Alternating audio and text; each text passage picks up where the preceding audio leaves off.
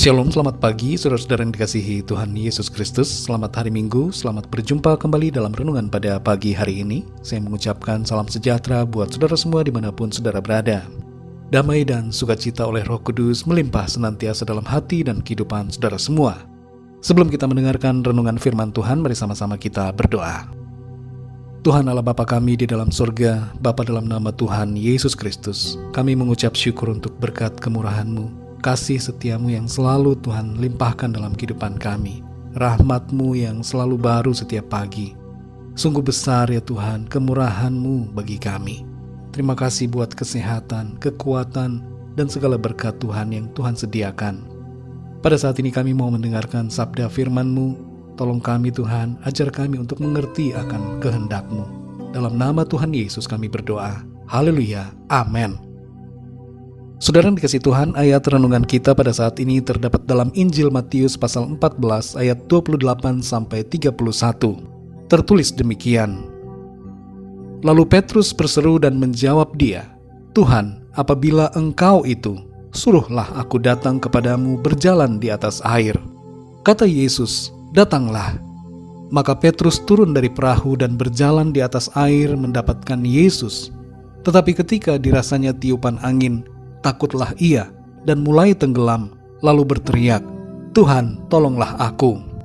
Segera Yesus mengulurkan tangannya, memegang dia dan berkata, Hai orang yang kurang percaya, mengapa engkau bimbang? Saudara yang dikasihi Tuhan, definisi berani bukanlah tidak takut, tapi berani berarti melakukan sesuatu sekalipun kita takut. Ketakutan yang kita rasakan bisa saja masuk akal, atau mungkin juga sama sekali tidak rasional. Misalnya kita takut tidak bisa memenuhi kebutuhan keluarga karena kita diberhentikan dari pekerjaan, atau penghasilan dari usaha kita sangat kecil.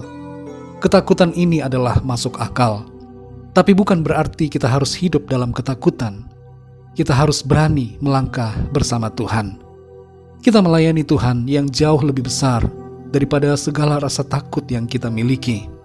Syukur kepada Tuhan sebab Tuhan tidak menghakimi kita karena rasa takut yang ada. Dia memegang kita dan membimbing kita untuk melangkah dalam iman sekalipun kita memiliki rasa takut di dalam prosesnya. Dalam ayat ini saudara kita membaca tentang Petrus yang melihat Tuhan berjalan di atas air dan kemudian ia meminta agar Tuhan menyuruhnya juga berjalan di atas air. Pada waktu itu angin dan gelombang air di danau itu cukup keras. Saat Tuhan menyuruhnya melangkah, Petrus pun keluar dari perahu dan berjalan di atas air dengan imannya. Tapi angin yang bertiup membuatnya takut dan ia mulai goyah, lalu perlahan tenggelam.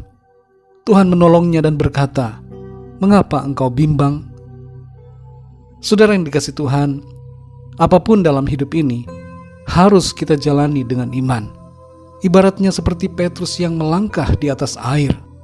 Melalui kisah dalam ayat-ayat ini, kita belajar tentang bagaimana untuk melangkah dalam iman. Yang pertama adalah berdoa. Sebelum Petrus berjalan di atas air, ia meminta dulu kepada Tuhan untuk menyuruhnya melangkah. Baru setelah Tuhan mengatakan datanglah, Petrus keluar dari perahu dan melangkah di atas air. Seringkali saudara dalam berbagai aspek kehidupan kita, ada situasi di mana kita perlu mengambil keputusan yang merupakan langkah iman. Namun sebelum melakukannya, berdoalah terlebih dulu. Tanyakan pada Tuhan mengenai kehendak Tuhan. Jangan sampai apa yang kita anggap sebagai langkah iman hanyalah merupakan ambisi kita pribadi yang dilakukan tanpa persetujuan atau perkenanan Tuhan. Kalau Tuhan sudah memberikan jawaban atau tanda kepada kita untuk melangkah, barulah mulai melangkah. Jangan mendahului Tuhan dan jangan tergesa-gesa dalam mengambil suatu langkah keputusan. Yang kedua, saudara, taat dalam iman. Setelah kita tahu akan kehendak Tuhan, taatlah dalam iman kita dan melangkahlah. Sekalipun kelihatannya itu menakutkan, mengkhawatirkan atau mencemaskan kita, sekalipun nampaknya tidak ada dasar untuk berharap, tidak ada dasar untuk bertindak, tapi berharaplah dan bertindaklah dalam ketaatan.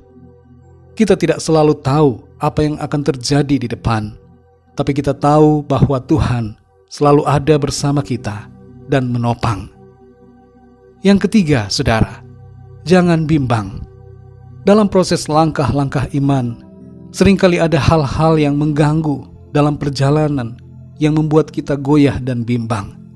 Angin dan gelombang kehidupan, masalah atau persoalan dapat melemahkan iman. Tapi dalam semuanya itu, saudara, tetaplah pandang kepada Tuhan. Serahkan semua kekhawatiran kita kepadanya, sebab Tuhan yang memelihara kita. Saat kita mulai tenggelam dalam masalah, berserulah pada Tuhan. Tuhan mau menolong dan mengangkat kita. Saudara yang dikasihi Tuhan, mari melangkah dalam iman bersama Tuhan. Mulailah itu dengan doa. Dan kemudian taatlah. Jangan takut atau bimbang, sebab Tuhan bersama dengan kita senantiasa. Mari kita berdoa, saudara. Bapa kami yang di sorga, Bapa dalam nama Tuhan Yesus Kristus, kami bersyukur untuk firman-Mu yang sudah kami dengar pada saat ini, mengajarkan kepada kami untuk melangkah dalam iman. Kami bersyukur Tuhan, karena Engkau mengerti ketakutan-ketakutan yang kami rasakan. Engkau mengerti segala kekhawatiran kami, dan Engkau tidak menghakimi kami, tapi Engkau menguatkan dan menopang setiap kami. Terima kasih Bapa, ajar kami untuk mencari kehendak-Mu, berdoa untuk mengerti apa yang Tuhan mau dalam kehidupan kami. Berbicaralah kepada kami ya Roh Kudus, singkapkanlah kehendak-Mu ya Tuhan, dalam segala situasi yang kami hadapi.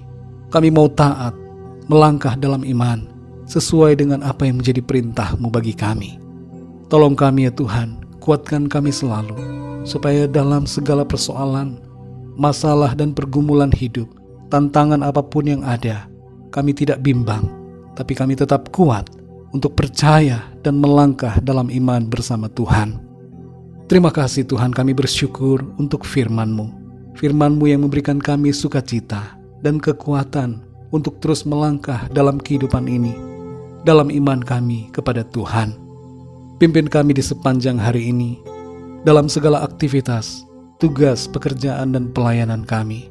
Biarlah semua yang kami lakukan menyenangkan hati Tuhan. Kami berdoa bagi yang sedang dalam keadaan sakit, jamah dan sembuhkan ya Tuhan. Oleh kuasa bilur-bilur-Mu, segala sakit penyakit sudah disembuhkan. Kami berdoa bagi yang sedang dalam masalah persoalan, agar Tuhan memberikan jalan keluar. Kuatkan yang lemah, dan berikan semangat kepada yang berputus asa. Lepaskan yang terikat dan terbelenggu dosa dan kuasa kegelapan. Terima kasih Bapa. Berkati semua bangsa di dunia ini. Pulihkan situasi dan keadaan yang ada. Dan biarlah Tuhan dalam semua situasi yang ada ini, setiap orang mengalami perjumpaan dan mengalami lawatan Tuhan. Terpujilah nama-Mu ya Bapa. Hanya dalam nama-Mu yang kudus, nama Tuhan Yesus Kristus, kami sudah berdoa dan mengucap syukur. Haleluya. Mari sama-sama kita berdoa doa Bapa kami. Bapa kami yang di sorga, dikuduskanlah nama-Mu. Datanglah kerajaan-Mu, jadilah kehendak-Mu di bumi seperti di sorga. Berikanlah kami pada hari ini makanan kami yang secukupnya, dan ampunilah kami akan kesalahan kami, seperti kami pun mengampuni orang yang bersalah kepada kami. Dan janganlah membawa kami ke dalam pencobaan, tetapi lepaskanlah kami daripada yang jahat. Karena Engkaulah yang punya kerajaan, dan kuasa dan kemuliaan, sampai selama-lamanya. Amin. Terimalah berkat Tuhan. Tuhan memberkati engkau dan melindungi engkau. Tuhan menyinari engkau dengan wajah-Nya dan memberikan kasih karunia. Tuhan menghadapkan wajah-Nya kepadamu dan memberikan damai sejahtera. Berkat anugerah dari Bapa Surgawi, cinta kasih karunia dari Tuhan Yesus Kristus, dalam persekutuan dan penghiburan Roh Kudus, menyertai kita semua, sekarang ini dan sampai selama-lamanya. Dalam berkat nama Tuhan Yesus Kristus. Haleluya. Amin. Puji Tuhan, saudara yang dikasihi Tuhan, saya percaya firman Tuhan menjadi berkat dan kekuatan buat saudara semua. Dan Roh Kudus akan menolong saudara untuk lebih lagi memahami kebenaran firman Tuhan. Tuhan Yesus memberkati saudara semua. Sampai jumpa dalam renungan yang berikutnya. Haleluya.